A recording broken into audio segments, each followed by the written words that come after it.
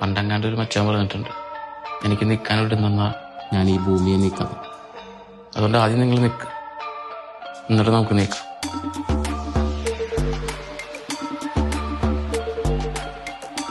ഈ കേസ് അവർ നിർത്തിയെടുത്ത് നമ്മൾ തുടങ്ങും.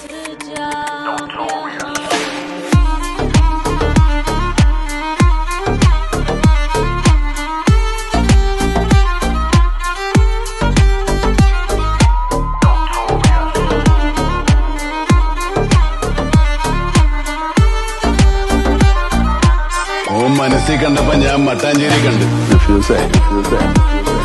കൊച്ചിയിൽ പഞ്ഞിക്കിടന്ന് പറഞ്ഞാൽ എന്താണെന്നറിയോ? തോമസ് ലീഗ നേരിട്ട് മുഖ്യ ബ്രാഹ്മണർക്ക് ചാട്ടവാറ മതിയാകല.